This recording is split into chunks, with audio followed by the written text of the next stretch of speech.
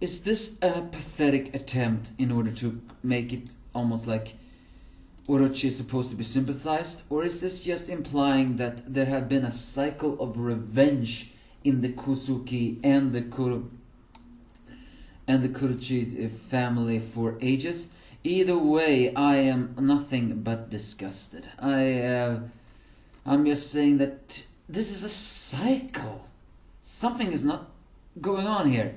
And even though I still don't really know if I should keep on reviewing this due to circumstances, for now this is still One Piece chapter 965, as Oden's journey still continue. We see the time when he learned that the glow was big, how he slowly but slowly got closer to Hiyori, as well as the fact that Whitebeard preferred to evade people rather than just simply fighting. And even in mentioning that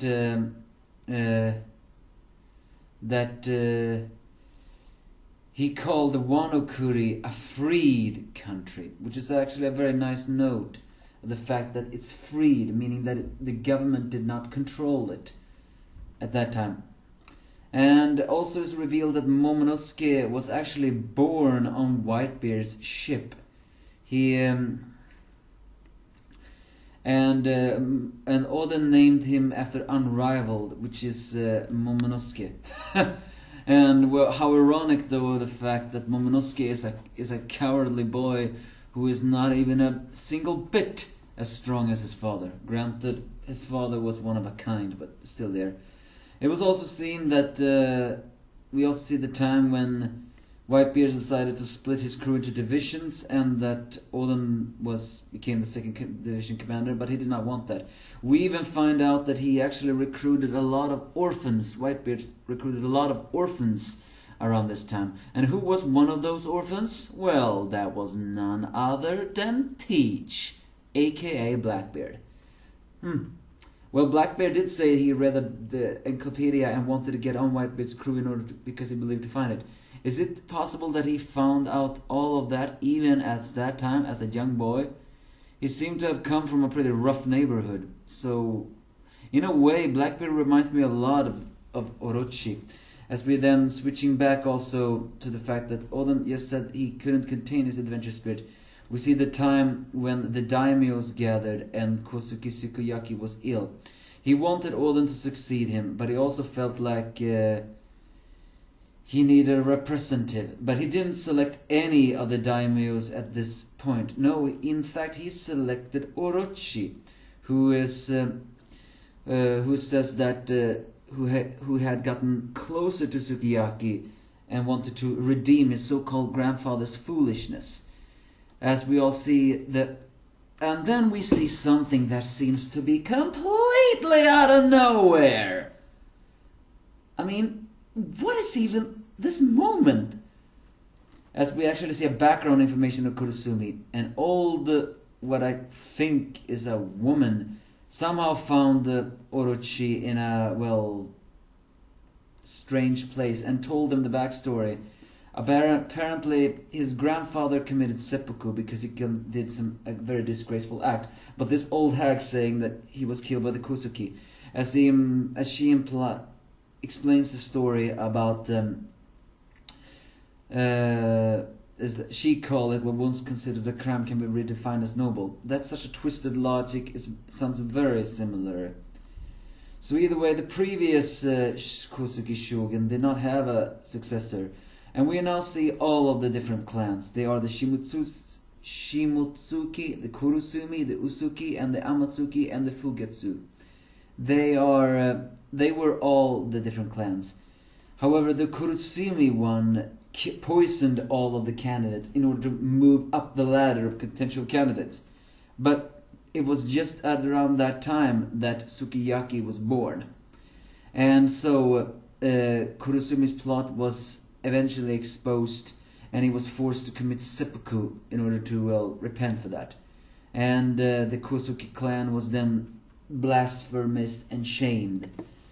And so that is how it all. Now, this only makes sense on why Orochi has spent the last 20 years blaming Oden's name. This is a cycle of revenge. Oh, I mean, don't get me wrong. I am not justifying Orochi's actions a single bit. I think the way this old hag explains it just shows even more just how twisted, corrupt, and unlikable the Korozumi has always been. Orochi seemed at that moment to be, well, a very aware guy. But as soon as he heard this, he became the twisted old Orochi that always think it. The Korozumi clan is a clan that is cursed, a clan that is forever doomed to be evil. It's not known who this old hag is, but the way she explains it, I can almost certainly think that she must be a Korozumi. Maybe she was old Orochi's grandmother, so to speak. I mean, again, it's never stated. But this is a cycle. The Kozuki clan exposed the Korozumi as the corrupt, pathetic people they were. One committed seppuku, another one rise to power through manipulations and many things more, then seized power from Oden using Kaido's power, and then has spent all of his life blaming Oden's name. It's a cycle of repetition. It's a pathetic story the Korozumi has. So that was how and it's also revealed that the old woman actually was the first user of the Mane no Mi, the same fruit that Mr. Two have eaten. And it also implies that this woman was the one who fed Orochi the power to become, well, the Hebi no Mi. However, it's worth noting that if that is really the devil fruit that is the Hebi no Mi, it doesn't look like a standard devil fruit. This one doesn't have swirly patterns. It has scales instead. So either way, that's how so Orochi began to use many different methods, and even doing Oden things, called Oden a sworn brother, and many things more, and even climbed up and even was allowed to work for Sukiyaki because Oden considered him a younger brother. And so, but it's also a lot of these things was the old woman's who helped in this matter.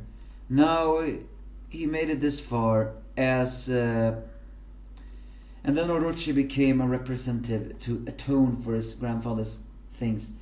Oden would many years later return, as we know, and we all know what happened. The Korozumi clan are pathetic. Either way, the chapter ends with we also see Marco's new devil fruit as they actually arrive on an island that is all too familiar. And also, Hiyori is also born. It's revealed that even Hiyori was born on Whitebeard's ship, possibly implying they have been sailing for 2 years now. And also the fact that even back then they were crying, but Oden felt it was no big deal. So what was the island they landed on? Well, that was none other than the Rukishaka Island, the same island that Raelin traded Luffy all those years ago. And who was on the island? Well, none other than the Roger pirates who had repelled Marines, saying that you should bring Sengoku Garp, you lot and worth my time. Krokos had joined at this time, meaning that now was the time when Roger began to get sick. Also, we see a fishman on Roger's crew. We didn't see him before. As Roger says that I don't have much time left, so let's just have one final time for our encounter. So it really shows here that Roger really was a battle-loving guy. He really hungered for battle, and this makes the scene where he killed Scardo's crews all the more likely. It just shows the deeper level of his battle lust, so to speak. It's basically a chapter. I have not a single ounce of sympathy for Orochi.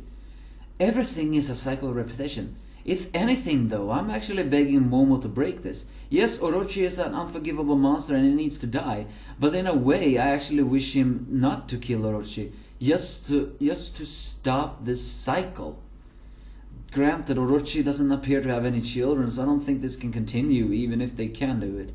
Unless, of course, by some very strange miracle, you know, the Yakuza boss actually is Orochi's illegitimate child and he wants all the power for himself. But nah, I don't think Oda's gonna do that. So all in all, a very frustrated chapter, and I don't think we're gonna get a chapter next week, because after all, Christmas is just around the corner, and with Christmas comes a very long break. But give me your thoughts if you have any.